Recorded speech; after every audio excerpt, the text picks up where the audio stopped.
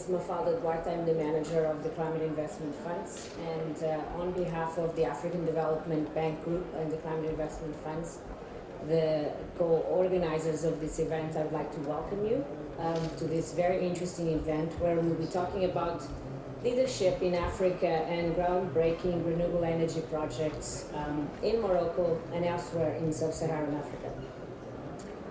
I would also like to welcome our distinguished panel of speakers, whom I will be introducing very shortly.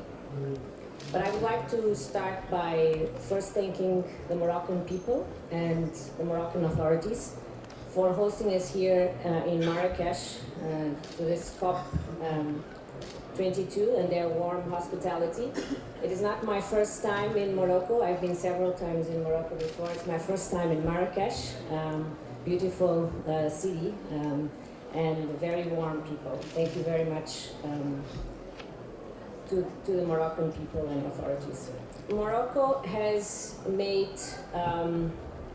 decided that one of the key topics of this COP was going to be about action and really raising awareness of the importance of moving very quickly to the implementation of the Paris Agreement. We have no time to waste. We have to act fast and at scale. And maybe there, in many people's minds, there's a question of whether is this really possible? Can we really achieve it, given the scale and the pace that we need to act on?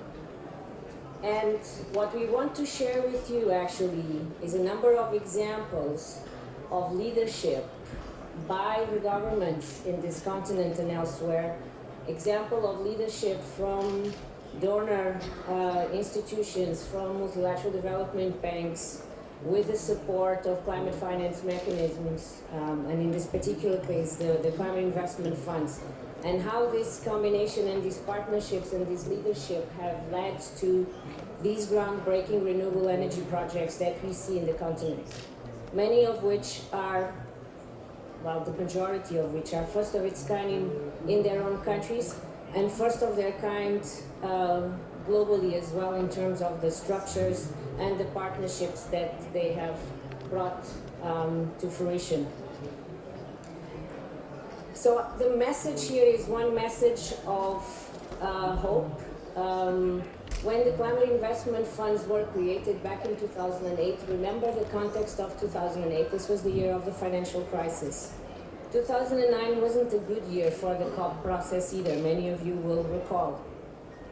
And a group of countries came together and decided to launch the climate investment funds and clearly start paving the way and showing that these projects can become a reality, even in markets where there might be a perception of significant risk. So if it was possible at the time, if it has been possible since 2008, I have no doubt that it will be possible going forward. We just need to harness the same leadership and encourage the same leadership we've been observing, and empower and facilitate the partnerships that are necessary and the institutions and the mechanisms coming together to make it happen.